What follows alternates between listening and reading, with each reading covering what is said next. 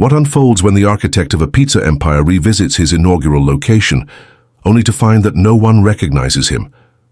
Zane Fuller reclined in his chair, observing the security footage from Store 6, his initial venture. The moment that marked, the beginning, 16 years in the past.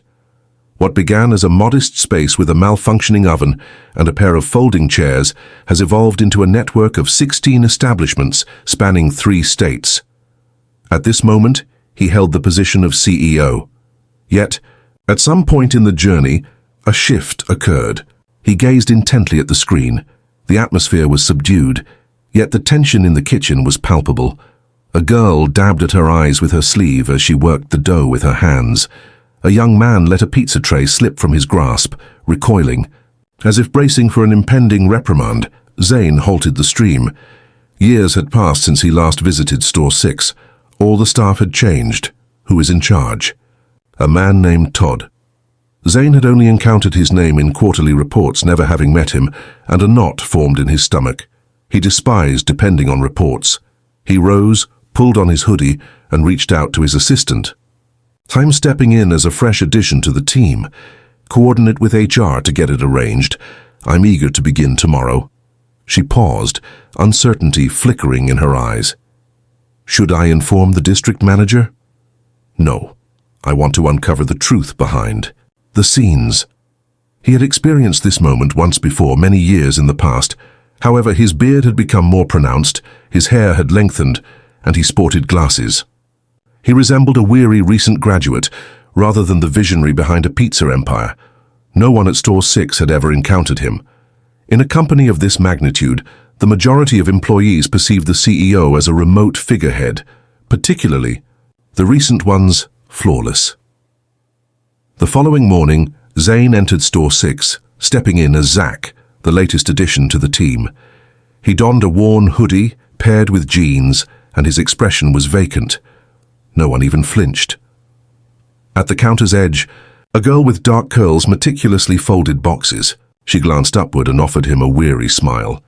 "Hey, you must be the newcomer." "Indeed, Zach," she extended her hand. "Carly, I'll guide you through it all. No need to fret. Todd hasn't arrived yet. He arrives only after 2. Fortunate for us." Zane trailed behind her to the rear. The kitchen felt confined, bustling with noise and sweltering. A young man in his 20s was slicing vegetables with remarkable speed.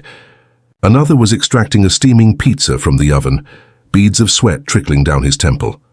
"Occupied?" Zane inquired. "Each day," Carly whispered to herself. "Last week, we experienced the loss of 2 individuals. One secured a more advantageous position. The other simply left in the middle of their shift. What is the reason behind this?" She paused, uncertainty flickering in her eyes. Just wait and see. Zane dedicated the following hours to observing, absorbing knowledge, and feigning engagement. Carly possessed a keen intellect. She juggled 3 tasks simultaneously, and still managed to offer her assistance to him without needing a prompt. The rest were evidently pushed to their limits, yet continued onward. Everyone was diligent. At one moment, a customer entered, seething with anger over a botched order. The cashier, a young individual named Jaden, exhibited signs of being inexperienced and overwhelmed. Carly intervened, eased the tension, and handed the man a coupon. Zane observed the entire event unfold. She remained composed, simply took care of it. As the clock struck noon, the bustling lunch crowd arrived. Orders accumulated. The oven radiated a fierce crimson light. Zane dashed back and forth between the prep table and the front, striving to maintain his pace. He felt a bit out of practice, but instinct took over. Suddenly the door banged shut. Todd had made his entrance. In his 40s, he had a stocky build, slicked back hair, and a Bluetooth device perpetually nestled in his ear. He possessed a certain aura that charged the atmosphere in the room. He offered no greetings to anyone, just walked in and exclaimed, "Why is the floor sticky? Who took care of the cleaning last night?" Jaden recoiled. "I believe Marco's was closed last night, but I suppose that's for you to confirm, right?" Zane turned to observe Todd as he pointed a finger at the kid's face. "I believe I can take care of that," Jaden said, moving ahead with confidence. "Do you believe that?" Todd erupted. "No. You'll take care of the whole floor after your shift, and perhaps next time you'll handle your responsibilities before I need to point it out." Zane clenched his jaw tightly. Jaden cast his gaze downward, a flush of crimson spreading across his cheeks. Silence enveloped the room. Todd advanced forward. Once more it occurred 20 minutes later. A customer expressed dissatisfaction regarding the excessive amount of sauce on their pizza. Todd discreetly beckoned Carly and whispered urgently, "If you focused more on the task at hand, instead of chatting with that new guy, we might not be making mistakes with the orders." Carly's lips pressed together. "I prepared the pizza precisely according to the instructions on the ticket." "Oh, so now you've achieved perfection." "No, Todd, I'm just fed." "Up with Save It," he snapped. "If you wish to manage this store, consider purchasing your own." Zane gazed at Carly, and in that moment her entire expression transformed. Neither hurt nor angry, simply exhausted. She was not alone in this. As the shift drew to a close, Zane had witnessed enough to sense that something was amiss. This team had its merits. They found themselves stretched thin, lacking the necessary support and perpetually treading lightly. He made his way to the bathroom, secured the door, and gazed at his reflection in the mirror. This was his domain. He was the one listed on the lease. They felt a sense of fear towards someone like Todd as he inhaled deeply. Tomorrow he would return, and if it occurred once more, he would not remain quiet. The following morning, Zane showed up 20 minutes ahead of schedule. The darkness lingered, and the entrance remained secured. He stood outside, propped against the weathered brick wall by the rear entrance. A chill wind whispered through the alley, carrying with it the lingering scent of aged dough and fryer grease that hung heavily in the atmosphere. Carly arrived shortly thereafter, her hoodie sleeves draped over her hands. Her expression was one of astonishment upon seeing him.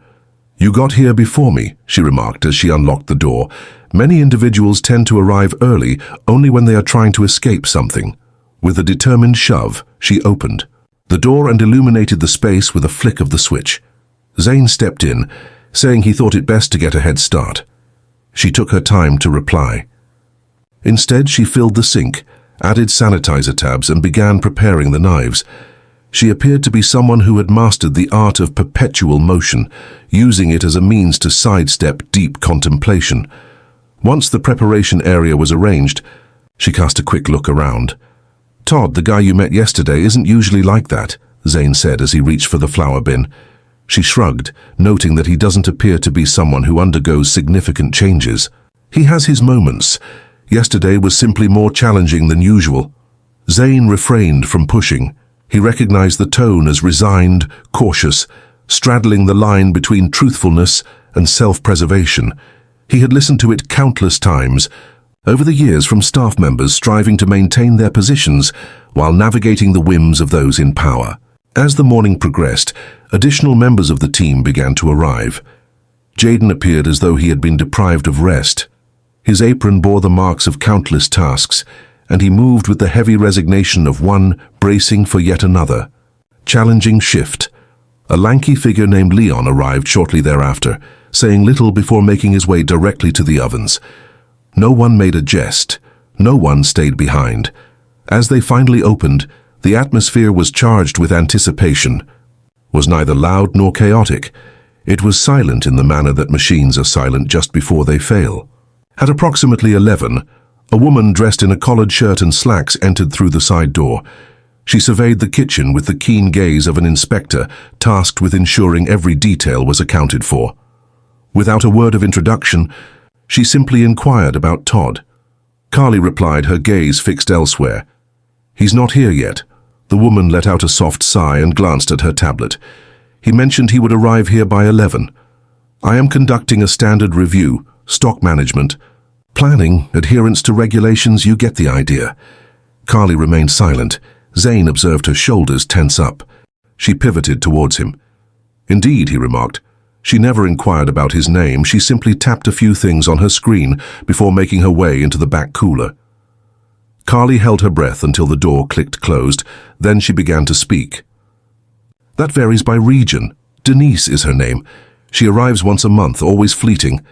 Zane dried his hands with a towel. She consistently engaged with others in that manner. She speaks to Todd in a less favorable manner, yet he has an affection for her, referring to her as Dee when she is absent. As the clock struck noon, the lunch crowd started to swell. Jaden operated the register with a meticulousness that suggested he was focused on avoiding any mistakes. Zane assisted Leon with the oven rotation, while Carly moved swiftly between preparing the dough and assembling orders. A man entered with 3 children and placed an order for 2 large pizzas and some sodas. 15 minutes later, he returned to the counter, a slice in one hand and waving cheerfully with the other. "Text. This is charred on the bottom," he remarked, lifting it for all to observe. Carly made her entrance. "I apologize for that. We will recreate it." The man felt a sense of discontent. "I have already been waiting for 15 minutes. Once more, I find myself in a state of waiting." "We'll make it a priority," she said, already shaping a new dough ball. The man persisted. "You all really should take a moment to inspect your food before serving it. There are children present. I have no intention of consuming charcoal." Zane observed Jaden come to a standstill. Leon pivoted, but remained silent. Carly maintained a steady tone. "I comprehend. We will address it immediately." Todd entered just as the man was elevating his voice once more. He paused, took in the scene for a brief moment, and then clapped his hands once.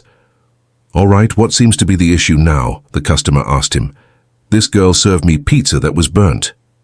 "Take a look at this." Todd picked up the slice, studied it briefly, and then turned his gaze toward Carly. "Honestly, it's hard to believe you can't handle a single order without making a mistake." Carly began to speak, but Todd interrupted her. "Please take a moment to tidy up the bathrooms. I will take care of this." She paused. "I am on the verge of starting a new creation right now." She took a step back, her eyes fluttering rapidly. She pivoted and made her way down the corridor at the back. Todd presented the man with a coupon. "We will gladly recreate both pies at no charge. I apologize for that." As soon as the man took his seat, Todd directed his attention to the others. "Is it too much to ask for one shift without all the chaos?" "Only one." Zane remained silent, yet the tension in his jaw was palpable, a tightness that brought a dull ache. At that moment, Denise emerged from the cooler. "Everything is fine back there. Some of the labels are incorrect by a day. Could you please address that?" Todd gave a slight nod. "We will proceed." She pivoted and exited the same path she had entered. As the clock struck 2, the bustling lunch crowd began to dwindle. Zane discovered Carly putting the mop bucket back together near the rear. Her expression was inscrutable, yet the tension in her hands betrayed her true feelings. He drew near, his voice barely above a whisper. "You were doing well." That individual seemed intent on finding something to grumble about. She kept her gaze fixed downward. "It's of no consequence. Todd consistently selects an individual." Zane rested his back against the wall. "Have you ever considered walking away? It has occupied my mind weekly since March." She lifted her gaze. "However, rents do. I have a younger sibling. He is 16 years old, striving to navigate the challenges of academia. I addressed the majority of it." Zane gave a slight nod. "Have you ever had a conversation with anyone higher up than Todd? Local, business-oriented?" She let out a brief chuckle. "And express what exactly?" "My manager is quite intimidating, that we have a shortage of personnel. They are aware. They observe the turnover figures. They simply refer to it as market volatility." Zane fell silent for a moment. She rose, brushing her hands clean. "You're just starting out, but you'll understand soon enough. Individuals endure until they reach their limit or depart before that. Point arrives." That evening, after the doors had shut, Todd summoned everyone for an unexpected gathering. Zane remained silent in the rear, while the rest of the team congregated around the preparation table. Todd rested against a stool, his arms folded across his chest. "Understood. Next week we have a district visit scheduled. This signifies complete adherence. Attire guidelines, streamlined aesthetics, no outdated inventory. I desire complete transparency." Leon lifted a hand just a bit. "We are missing 2 individuals. We are unable to cover all the hours." Todd dismissed him with a wave. Then be more strategic in your efforts. No one is receiving overtime pay. Work it out. Next, it was Jaden's turn to speak. Next week brings the challenge of finals. I'm unable to take on any additional shifts. Todd's gaze sharpened. In that case, simply refrain from taking on additional shifts. However, don't anticipate staying here for long if you lack dependability. Zane advanced with purpose. What's the contingency if someone is unable to make it? Todd pivoted. Could you remind me who you are? Zane called out. Zach, I'm simply inquiring. Todd's tone became cutting. The contingency approach is to confront it head-on. Do you have an issue with that? Zane maintained his stare. No, I'm simply seeking to grasp how the system works. Todd dismissed the comment with a scoff and redirected his attention to the group. Our work here is complete. Wrap things up and log off. Following the meeting, Carly walked past Zane by the lockers. Be cautious, she advised. He has an aversion to inquiries. Zane nodded slowly. Understood. He barely closed his eyes that night. An overwhelming number of elements were aligning. A leader who governed through intimidation, a local group that remained, focused solely on data sheets, a team of young workers shouldering the weight of a store, yet receiving no recognition for their efforts. He had witnessed more than enough. He would return tomorrow, yet this time he resolved not to maintain the facade any longer. The following morning, Zane chose not to don the hoodie. He entered clad in a neatly pressed button-down shirt and dark jeans, maintaining the same composed demeanor he displayed during boardroom discussions. He failed to register his arrival. He strode confidently past the prep line, bypassing the ovens, and made his way to the front of the store. The moment was just prior to the grand unveiling, with the team diligently preparing for the event ahead. Carly diligently cleaned the soda machine. Jaden meticulously counted the register. Todd had not arrived yet. Leon raised his gaze from the oven controls. Excuse me, is there something I can assist you with?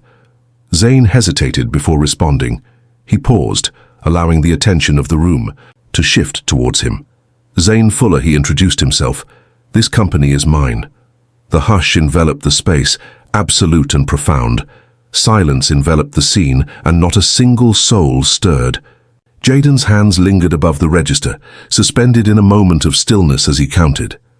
Carly rose gradually, the rag still clutched in her hand. Leon opened his eyes wide. Excuse me, could you clarify that? I established this store 16 years. Tago, Zane remarked. This particular one. I operated the ovens, tidied the floors, and processed orders. I am intimately familiar with every corner of this place. Carly remained silent. Her eyes narrowed slightly, as if she were attempting to unravel a mystery that had been laid out before her all along. Zane mentioned that he had been working undercover for the past 2 days, observing, absorbing, and gaining insights. The front door swung open, and Todd entered, engaged in conversation through his Bluetooth device. Zane was not immediately visible to him. He made his way directly to the rear, casting a quick look at the team. Come on, everyone, the slices must be spotless today. I'm not making excuses for anyone. He paused mid-sentence as he caught sight of Zane by the counter. His gaze darted to the shirt, the stance, the focus of the room. The Bluetooth device slipped from his ear. How may I assist you? Todd inquired. Zane pivoted completely in his direction. Todd acknowledged this with a careful nod. Sure, who wants to know? I am Zane Fuller, the owner. Todd's expression remained largely unchanged, yet his eyes conveyed a different story. They rushed to Carly, then to the others, and then returned. To Zane. I wasn't aware that we had a visit planned. Zane stated that you did not. And that's precisely why I arrived. Todd moved in a bit closer. Listen, if this pertains to the customer complaint from yesterday, it really isn't. Zane's voice remained steady. There was no necessity for that. The manner in which you communicate with your team, the approach you take in managing this store, and the atmosphere I observed over the past 2 days are all significant factors, or perhaps the absence of one. Todd's lips parted ever so slightly, yet no sound emerged. Zane pressed on, highlighting the atmosphere of dread that had taken root here. Individuals don't err out of negligence. They falter due to fear. Todd crossed his arms, regarding you with a thoughtful expression. I maintain strict control over everything. The figures have remained consistent. We achieved our goals in the last quarter. Zane remarked that he had observed the figures.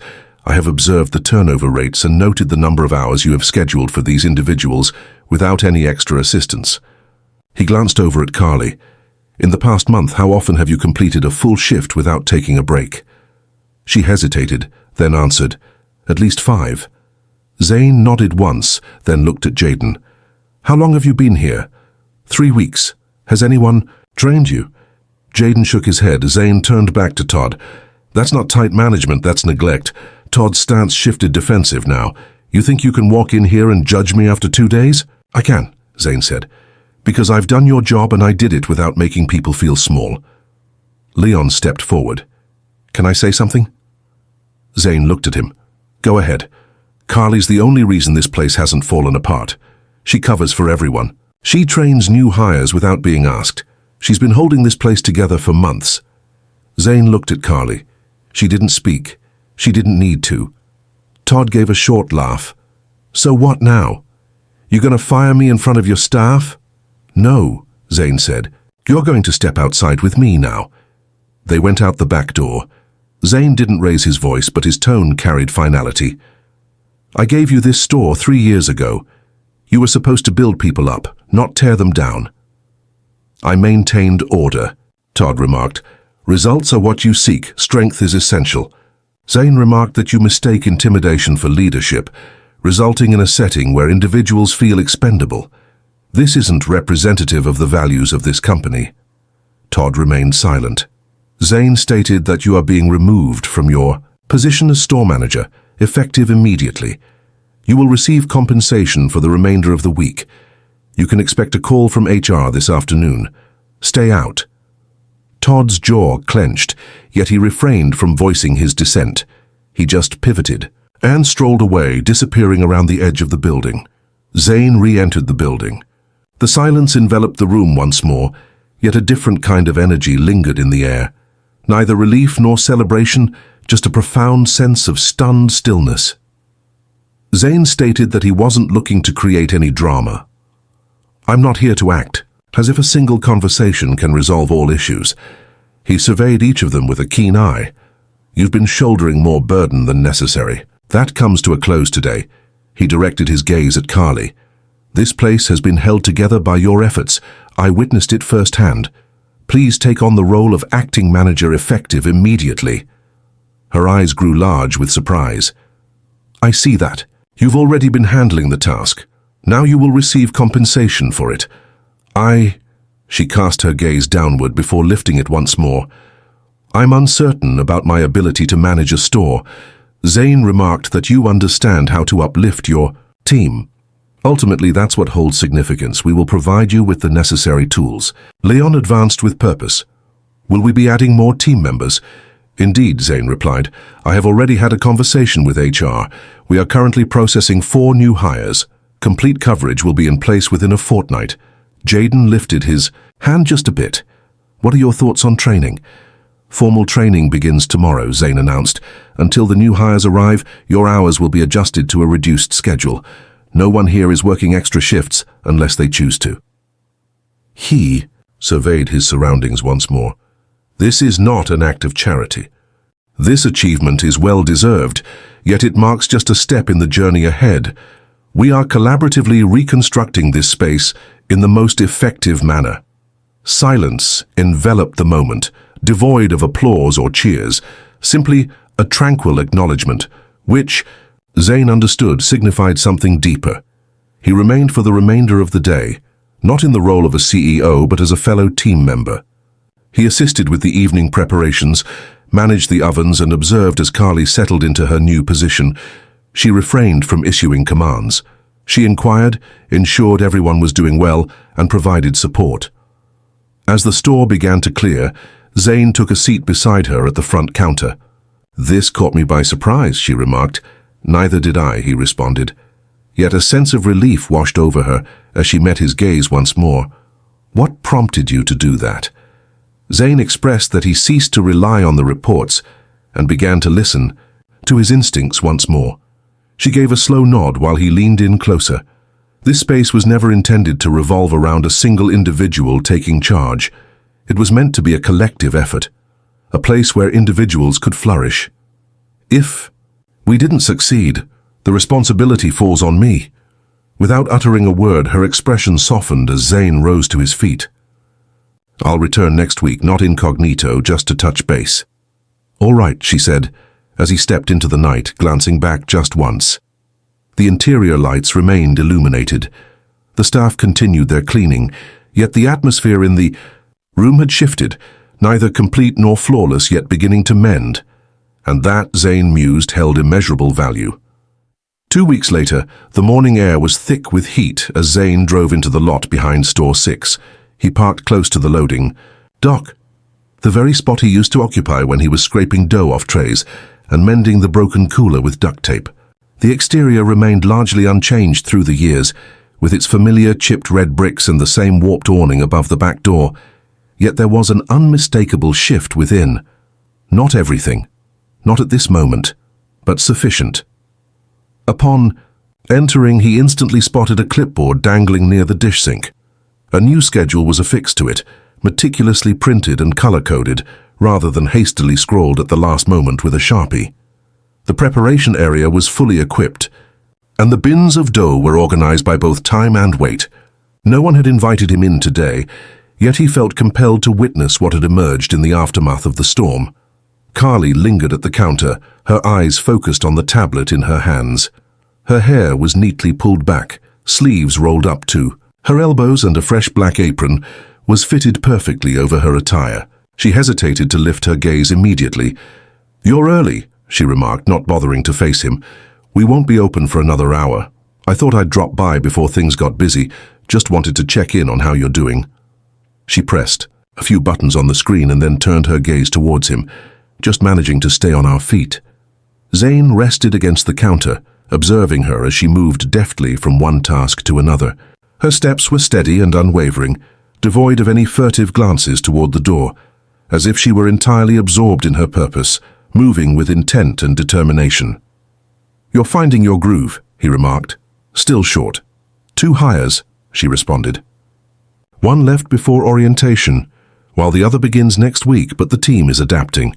We're improving our rotation and there haven't been any doubles since last Friday. Is there anyone opposing the changes?" "No, not the staff, at least." Carly placed the tablet down. "The district reached out twice this week inquiring about the rising labor costs."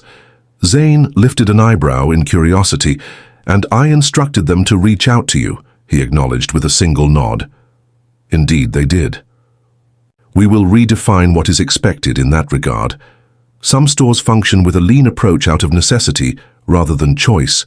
Carly tilted her head. "I truly conveyed that to them, and I stand by my words. Gaining profit loses its value when it comes at the expense of others." Her silence spoke volumes, the expression in her eyes conveying everything he needed to know. It wasn't about being in awe or feeling admiration. It was about trust. Earned, not given. Jaden entered from the back, his apron already tied, hair still damp as if he'd hurried from the shower. He offered a brief nod to each of them. He suggested that we should preheat the oven ahead of time. Fridays are piling up quickly, and Carly threw him a towel. "Make sure to examine the sides this time. Last week the cheese tray had another leak. I'm already addressing it." Zane observed the exchange develop as if a mechanism was fine-tuning its operations. Imperfect, unrefined, yet authentic. In the eye. Back, Leon was deftly slicing peppers, headphones on, swaying gently to a rhythm that existed solely in his world. He spotted Zane and revealed one side. He gestured towards the cutting board, relaying the manager's instructions. "Only the freshest vegetables, no compromises." "Excellent," Zane remarked. "How does it feel? More serene?" In a positive manner. Zane allowed the stillness to linger for a moment before he spoke once more. "Carly, I've been examining the compensation framework throughout the stores. Yours falls below the average, but that's about to change today," she said with a wink. "Next week there will be adjustments to the pay structure. You will receive back pay for the previous 2 periods, and I am putting forward a recommendation for a bonus." She gradually folded her arms. What prompts this moment? Having observed you manage a store with limited staff, re-educate a significant portion of the team, and transform the atmosphere in under a month. If that doesn't exemplify true leadership, then I'm at a loss for what does. Her voice softened a touch. This won't just fade away when the next quarter arrives, will it? No, Zane replied. We are creating a unique standard, one that encompasses individuals, not merely profits. She gave a slow, deliberate nod. In that case, I shall remain. The language was simple, yet it held profound significance, a choice taken, not presumed. A knock echoed at the front window. A delivery driver, maneuvering a dolly stacked with boxes, pointed towards the side entrance. Zane extended his hand toward the door. I've got it, he declared, as the driver passed over the invoice. A new supplier, he elaborated. Zane examined. The old one that had exited the region. That seems reasonable, thank you. After bringing the boxes indoors, Carly examined the labels closely. They really sent what we ordered, she murmured, mostly to herself. They will now, Zane remarked. We revisited the terms. I removed the penalty clause for overages. She narrowed her eyes, assuring you that making adjustments on the fly wouldn't lead to any penalties. You're truly making a difference. I'm making an effort, but the real measure is whether it resonates with those on the ground. A handful of additional staff members made their way in. A girl named Rena, fresh and still reserved, placed her bag beside the lockers. Leon acknowledged her with a nod, and she returned the gesture. Small yet distinct from the quiet arrivals of weeks past, Zane moved aside as Carly gathered the team. All right, she declared, her voice carrying across the room. We're still short one person, so we'll adjust the front accordingly. Leon, you and Rena will take turns with the oven responsibilities. Jaden, I'd like you to accompany me for scheduling purposes. We will begin preparing backups to ensure that no one is left in a difficult position. Silence reigned. Everyone moved forward without a second thought. Carly glanced over at Zane. Are you going to join us for lunch? She gestured towards Jaden, offering to take care of the register if needed. You listened to him. With the stores, doors swinging open and patrons beginning to trickle in, the contrast became increasingly apparent. There were moments when orders remained backed up, yet a sense of calm prevailed. Errors occurred, yet they were addressed without assigning fault. At one moment, a woman requested a refund because her pizza was too thin. Carly passed it along without hesitation and suggested a redo. Zane observed from the sidelines as Jaden expertly managed the next order with unwavering confidence. In a quiet moment that followed, Carly rested against the counter next to him.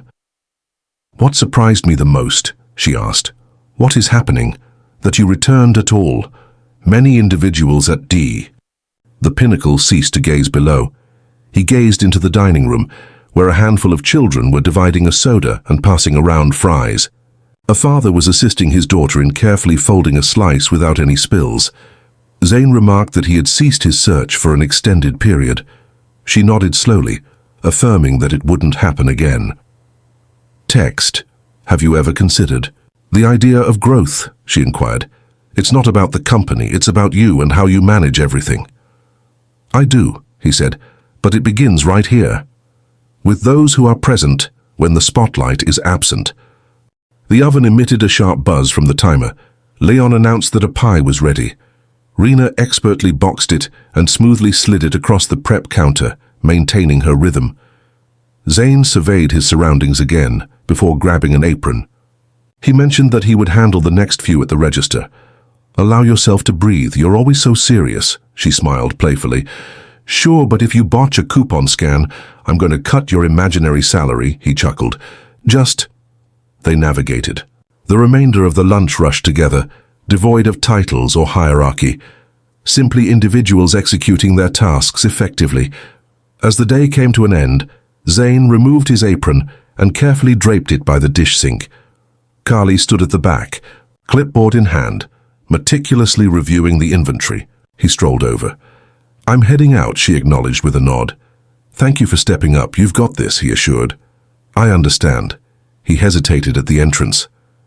On my next visit, I'll bring coffee. Genuine brew, not that machine sludge. Make. It's strong, she insisted, and be sure to bring enough for everyone. He emerged into the embrace of the warm night air. The street thrummed with the gentle murmur of evening traffic. He cast a fleeting look over his shoulder. Within the space, the lights gradually faded. Mop buckets were being filled and trays were neatly stacked in preparation for the following day. Nothing overly theatrical. No dramatic conclusion, merely a shop performing its duties more effectively than it did the day before. That sufficed.